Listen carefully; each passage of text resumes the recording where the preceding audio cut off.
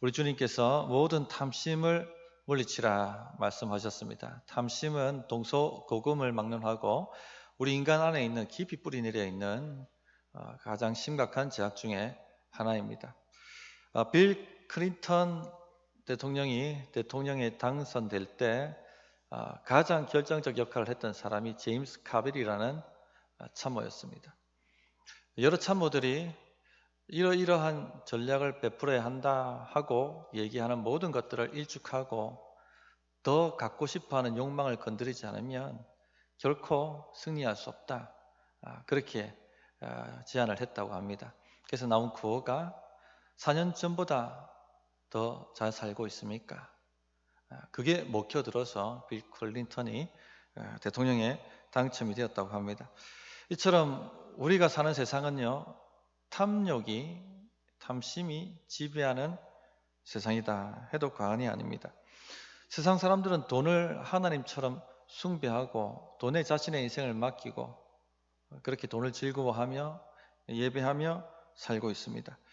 돈이 많은 사람도 더 많은 돈을 가지고자 투자에 투자를 거듭하고, 돈이 없는 사람은 많은 돈을 가지기 위해서 노력하고 또 노력하며 살아갑니다. 모든 관점이 돈입니다.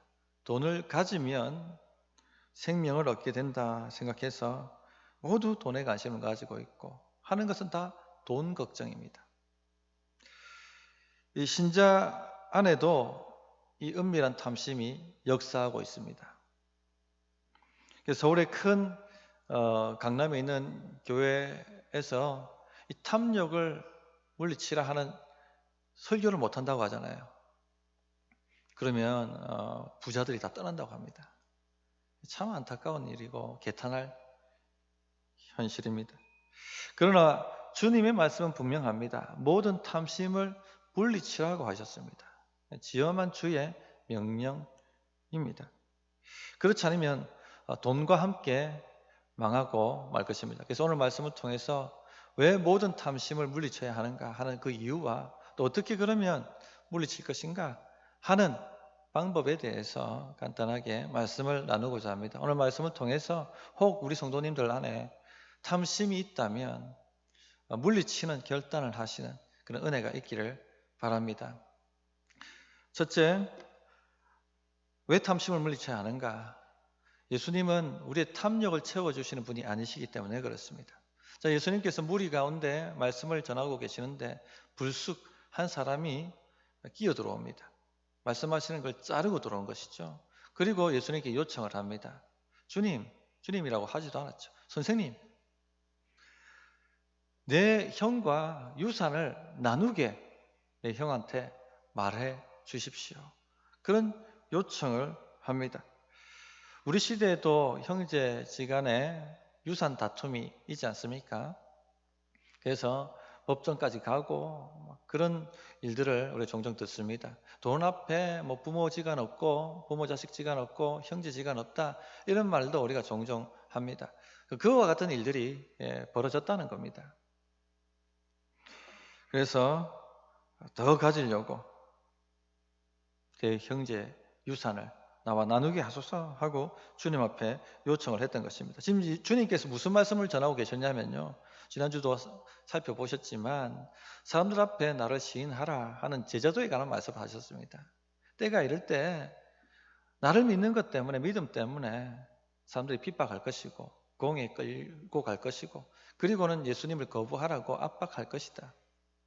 그때 염려하거나 두려워하지 말고 무슨 말을 해야 될지도 걱정하지 말라. 성령이 함께 하셔서 마땅히 할 말을 알려주실 것이다. 그런 제자도의 말씀을 하고 계셨어요. 사명에 관한 말씀을 하고 계셨습니다. 그런데 불쑥 이 사람이 끼어 들어와서 하는 말이 돈 좀 나누게 해주십시오. 더 많은 돈을 내가 가지고 싶습니다. 그 일에 재판장 돼 주십시오. 라고 들어온 것입니다. 이분은 설교 듣고 있는데 무슨 생각하고 있었어요?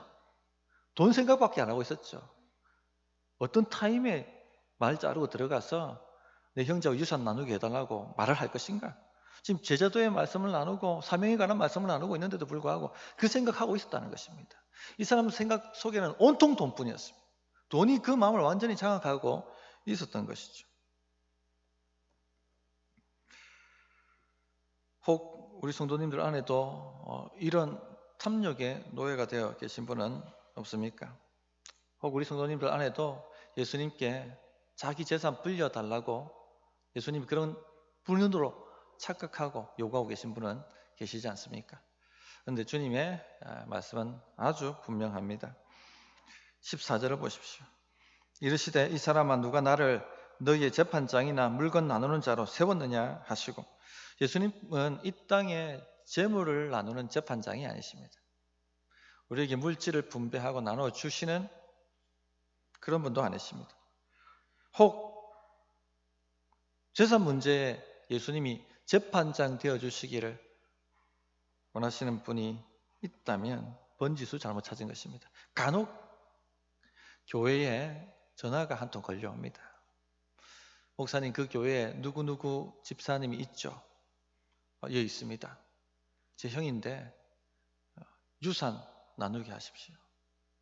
교인이 이럴 수 있습니까? 교회가 이런 것에 가만히 지켜보고 있어도 되겠습니까? 막 이런 식의 해결을 요구하는 전화가 올 때가 있습니다. 번지수 잘못 찾은 것입니다. 우리 주님은 그런 일의 재판장이 되시지가 않죠. 이 땅의 재물은 곧 사라집니다. 얼만큼 많이 가졌든지 아니면 적게 가졌든지 하나님 나라의 관점에서 보면 별 의미가 없는 일입니다. 영생이라는 관점에서 봐서 별 의미가 없어요. 아무것도 가지지 못했던 거지 나사로는 믿음 때문에 아브라함 품에서 영원한 안식을 얻게 되었습니다. 별 의미가 없는 것들입니다. 성도님들 꼭 기억하셔야 될 게, 우리 주님은 우리의 탐욕을 채워주시는 분이 아니시다 하는 것을 꼭 기억하셔야만 합니다. 그런데 예수님께서 우리 재물을, 우리 탐욕을 해결해 주시는 분인 것처럼 생각하는 이들이 많이 있습니다. 지금도 그러는지 모르겠지만 한때 긍정의 법칙 읽어보셨죠? 또 청부론, 거지론, 재정의 축복, 이런 메시지가 한국교회를 휩쓸었습니다. 최근에 논란이 되는 것은 왕의 재정이란 책이죠. 전에도 한번 말씀드렸습니다만 베스트셀러에 올랐습니다. 또 그 저자가 강의하는 유튜브 조회수는요, 굉장히 뜨겁습니다. 한국교회가 앞다투어서 이분을 모시고 집회했습니다. 집회 반응은 뜨거웠습니다. 청년부터 시작해서 노년에 이르기까지 열광적으로 반응했습니다. 벤츠를 타고 월 500만 원의 용돈을 쓰는 그 강사의 모습을 바라보면서 나도 저렇게 될 수 있겠다 하는 소위 이상한 은혜를 받은 것입니다. 하나님 나라를 위해서 하나님께서 기독교인들한테 반드시 재정적 축복을 주신다. 참 달콤한 메시지였습니다. 가난한 자에게는 나도 거부가 될 수 있다는 희망을 주었고, 가진 자에게는 더 많은 돈을 탐욕할 수 있는 근거를 제공해 준 것입니다. 이것은 기복주의 메시지입니다. 그럴듯한데요, 돈에 대한 욕망의 경건을 회칠한 것뿐입니다. 이런 걸 깨뜨려 볼 수 있는 영적 안목이 있기를 부탁드립니다. 성도님들, 하나님의 나라가 돈으로 세워집니까? 하나님의 나라는요, 돈으로 세워지는 나라가 아닙니다. 돈 많다고 세워지는 나라가 아닙니다. 돈 없다고 또 안 세워지는 나라도 아닙니다. 은과 금은 내게 없거니와 내게 있는 것으로 내게 주노니 나사렛 예수의 이름으로 일어나 걸으라. 이 나라가 바로 하나님의 나라입니다. 돈 없다고 안 세워지는 것도 아니고 돈 있다고 세워지는 것도 아닌 것이죠. 하나님의 능력으로 세워지는 나라가 바로 하나님의 나라입니다. 믿음으로 세워가는 나라가 하나님의 나라입니다. 그런데 무엇보다도 이런 이 탐욕의 메시지는요, 하나님께서 우리가 마음껏 탐욕해도 되는 것처럼 그렇게 허용하시는 것처럼 착각하게 만든다는 것에 있어서 가장 해악이 크다 할 수 있겠습니다. 돈을 욕망해도 된다. 경건한 크리스천에게는 하나님께서 돈다발을 베푸신다. 주의 일 해야 되지 않느냐? 교회 세워야 되지 않느냐? 하나님께서 경건한 신자들한테 돈다발을 내려주신다. 마음껏 탐욕해라. 이런 메시지를 주는 것이죠. 그 복을 받기 위해서 뭘 하라고 합니까? 믿음으로 어마어마한 거액의 헌금을 드리라고 합니다. 하나님 나라에 투자하라고 합니다. 헌금을 투자라고 얘기합니다. 하나님 나라 이율은요 30배, 60배, 100배라고 얘기하죠. 더 많은 돈, 더 많은 성공, 더 많은 물질, 탐욕하라, 욕망하라. 하나님께서 그리스도인들이 돈을 욕망해도 될 수 있는 것처럼, 그래도 괜찮은 것처럼, 그런 하나님인 것처럼 생각하게 만듭니다. 굉장히 이것이 해악입니다. 잘못된 것이죠. 구제도요, 결국 더 많은 돈을 벌기 위한 투자 수단으로 생각합니다. 가난한 자의 흩어구제하면 하나님께서 더 크게 돈다발을 베푸실 것이다. 기도도 어디에 투자할까 하는 계시를 받는 수단으로 전락해버리고 맙니다. 제가 종종 말씀드리는 하나님을 진이 하나님으로 만들어 버리시는 거죠. 참 그러면 신앙생활 쉽습니다. 교회에 오면 예배 잘 드리면 로또 당첨되고, 교회에서 열심히 봉사하면 아파트값 막 10배씩 올라가 버리고, 교회에서 열심히 헌금하고 봉사하면 손 대는 것마다 황금덩어리로 변하고, 하는 모든 사업이 막 돈다발, 돈방석에 앉아버리고, 그럼 세상 사람들 다 몰려올 거예요. 교회로 전도할 필요도 없습니다. 그런데 그렇게 되면 어떻게 될까요?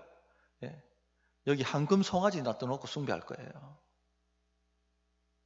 누가 하나님 섬기겠습니까? 하나님은 우리 탐욕을 채워주시지가 않습니다. 이런 걸 분별할 줄 알아야 됩니다. 날카롭게 분별하셔야 돼요. 근데 많은 분들이 흔들린 것이죠. 이런 메시지를 전하는 사람들을 보십시오. 예수님 때문에 받는 핍박과 고난에 대한 메시지는 없어요.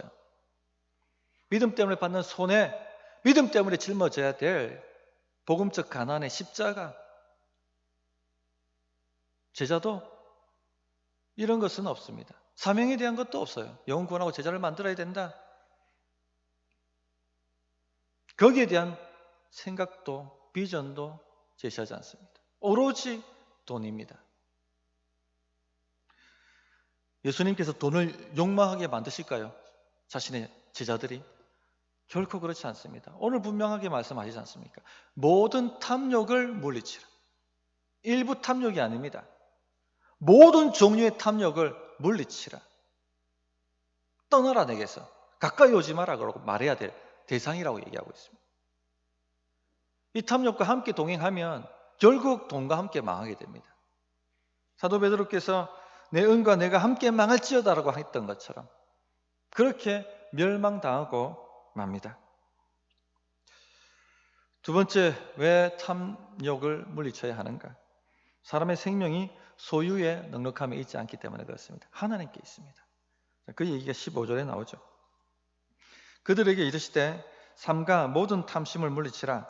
사람의 생명이 그 소유의 넉넉한 데 있지 아니하니라 하시고, 넉넉한 소유가 많은 물질이 우리 삶을 윤택하게 만들고 우리 생명을 구원하고 우리 생명을 복되게 만들지 못합니다. 사람들이 왜 탐심에 사로잡히냐면요, 이 재물이, 물질이, 돈이 우리에게 생명을 준다라고 착각하고 있기 때문에 그래요.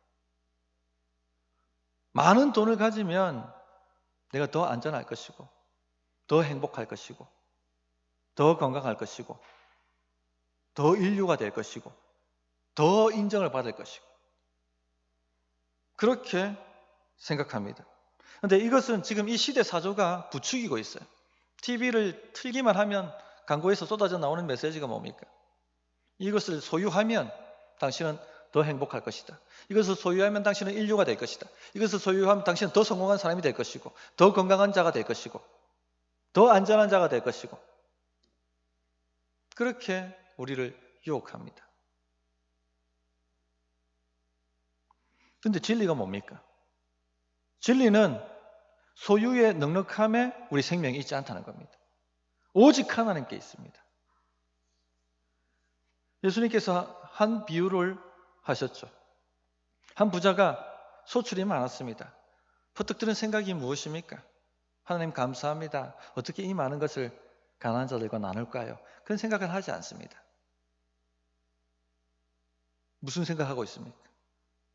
이거 어떻게 할까? 쌓아둘 곳이 없다. 자기만을 위해서 어떻게 쌓을까? 그 고민만 하는 것이죠. 그리고 다음번에 생각이 무엇입니까? 그래 좋다. 내 곳간을 더 헐고 더 크게 짓고 내 창고를 더 만들어서 더 물질을 쌓고 또 쌓고 쌓자. 그렇게 이야기합니다. 왜 이렇게 하죠? 소유의 넉넉함에 생명이 있다고 생각하기 때문에. 소유의 넉넉함에 생명이 있다고 생각하는 사람은요, 이와 같은 부자의 모습을 벗어날 수가 없어요.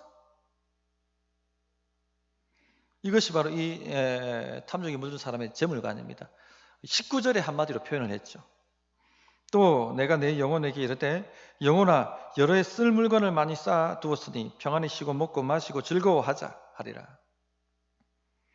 자신의 미래가 하나님 손에 달려 있는 것이 아니고 어디에 있다고 생각하고 있습니까? 물질의 많음에 있다고 생각하는 것입니다. 이 많은 물질이 나에게 생명을 주고 이 많은 물질이 나를 먹고 마시게 만들고 이 많은 물질이 나를 즐겁게 만들고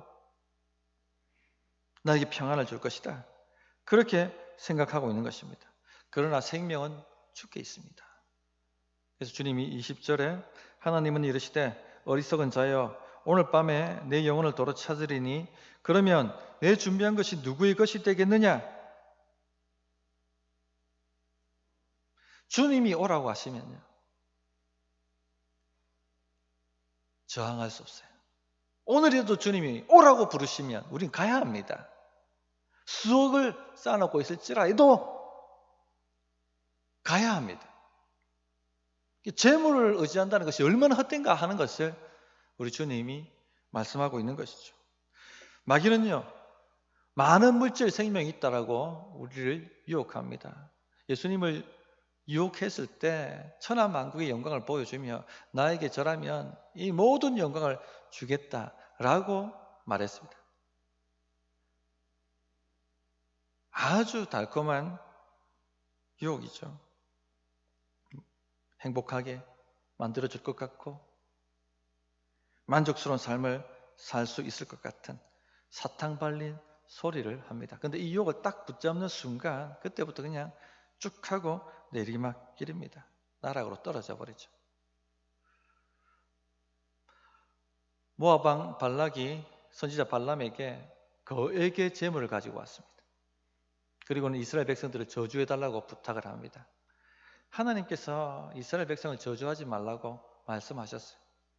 그런데 계속 거액의 재물을 갖다 미니까 이 탐심이 자꾸 유혹하니까 혹하고 넘어가 버렸죠.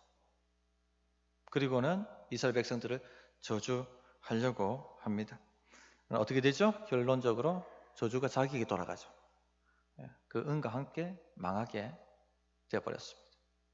또 여리고를 점령했던 아간의 눈에 시나산 외투 한 벌, 그리고 금 50세겔, 은 100세겔 재물이 눈에 들어왔습니다. 하나님께서 여리고를 점령할 때 모든 것을 진멸하고 하나님께 바치라 그렇게 명령하셨습니다.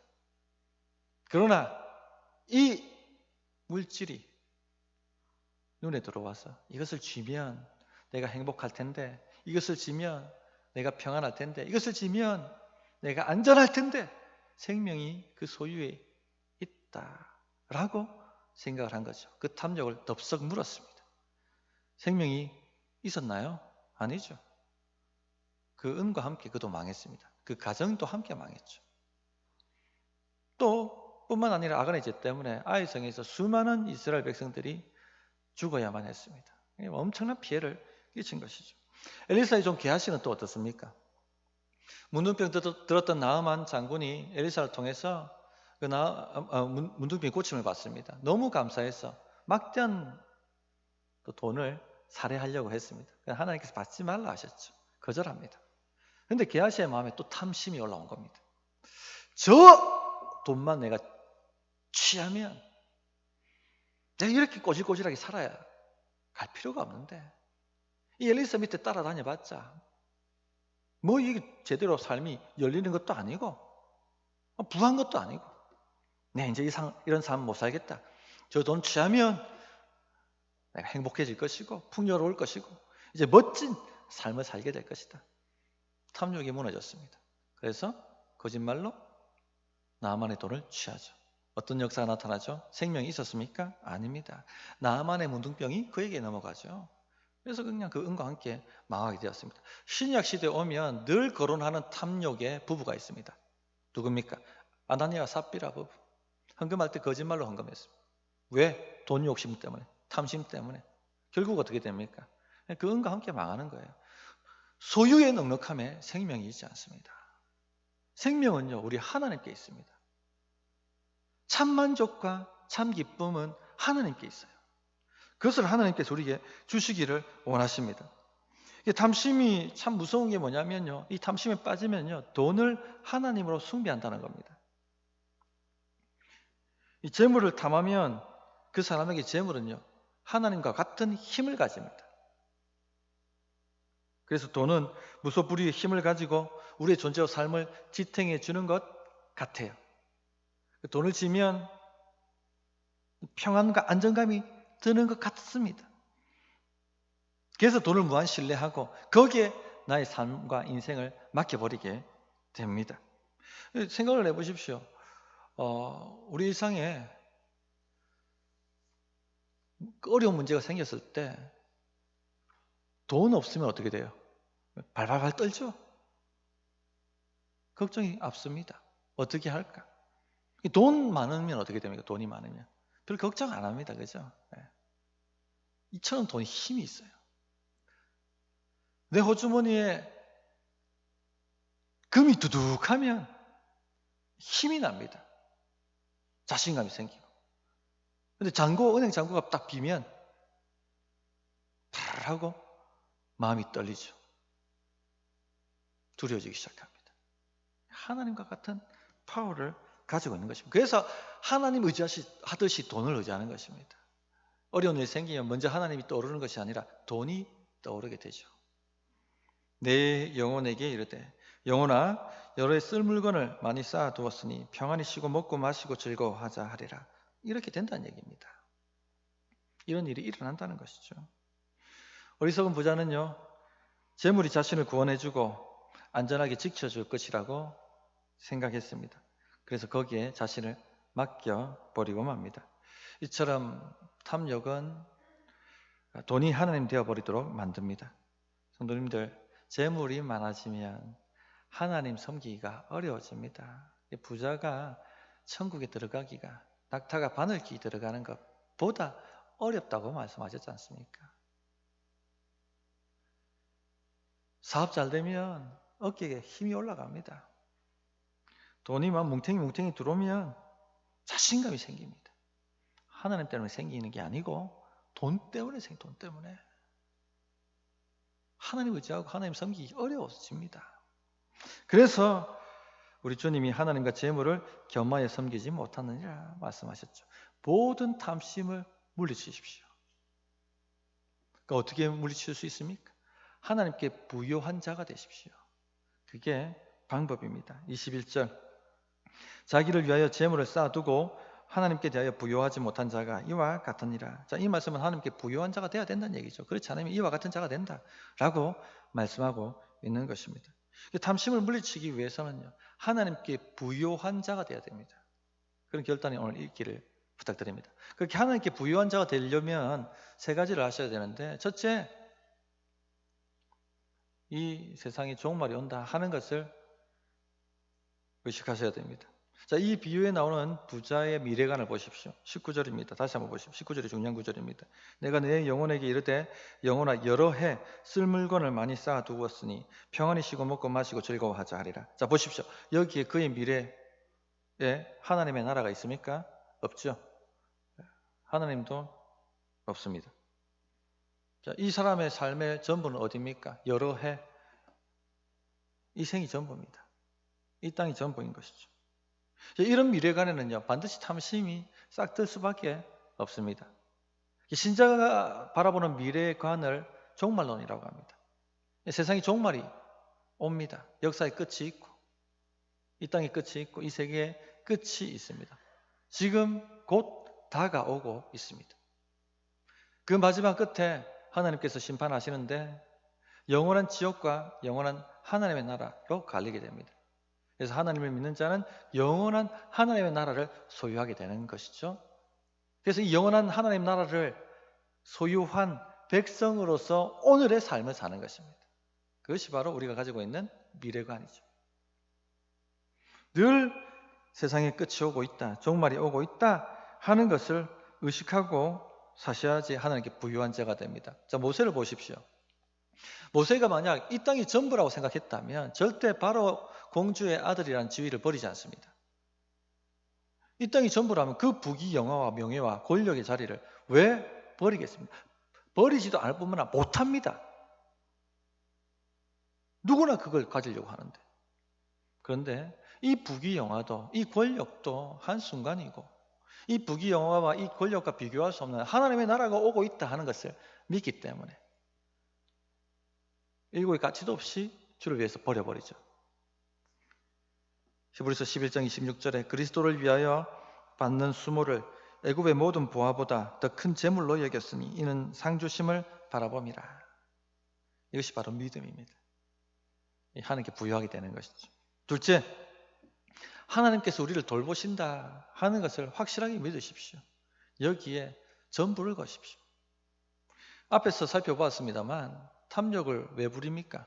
소유의 넉넉함, 물질의 생명이 있다고 생각하기 때문에 쌓고 또 쌓는 것이죠. 그러나 거기에 생명이 없습니다.